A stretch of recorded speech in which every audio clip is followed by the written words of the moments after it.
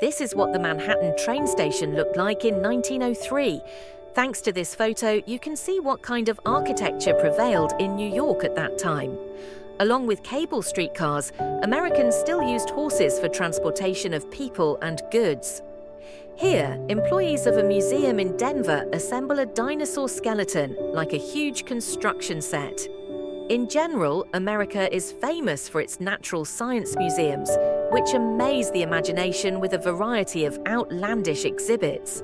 This particular dinosaur skeleton was collected in 1935. This photo shows how future dentists were trained in 1904.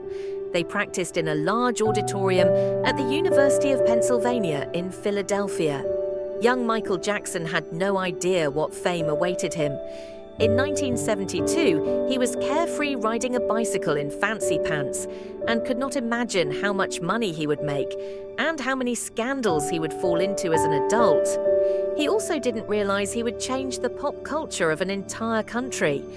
America used to be a smoking country. Smoke was everywhere, and a lot of it. This image shows a special mouthpiece for a pack of cigarettes.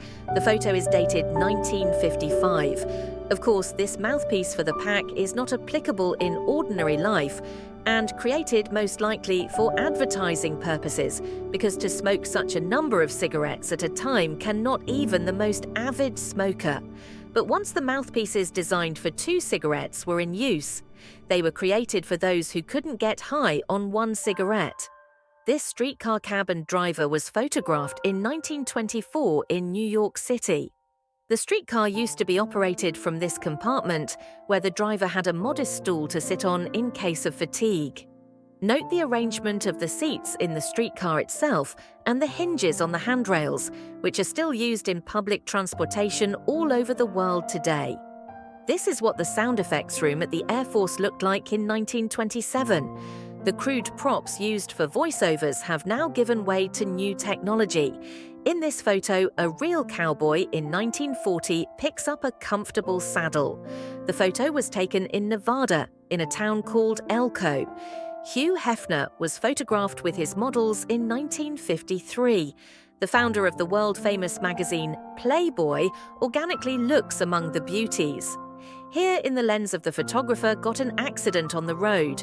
Most likely, people in it were not badly hurt, but the car will have to be repaired thoroughly. It all happened in 1973. Michael Douglas's father, in his time, was also quite a famous man. The photo shows how he gives autographs to female fans right on the beach. The photo was taken in 1953.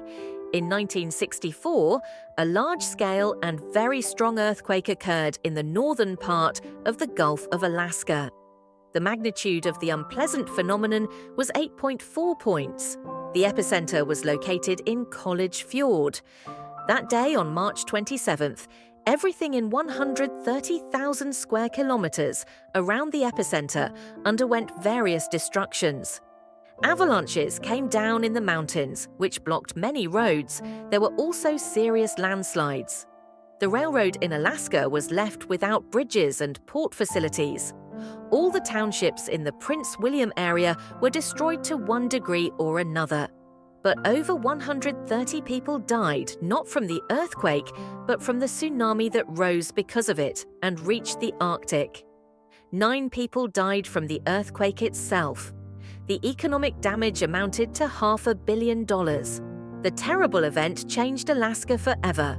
Stars cannot quietly go to the store without gathering a crowd of gawkers around them. In 1950, actress Monroe went shopping, and she had to shop under the gaze of fans. She was also photographed inside the store. That's the life of a celebrity. In 1925, a policeman in New York stopped traffic so that a cat could calmly run across the road with a kitten in its teeth. People gathered to watch the cat and her baby.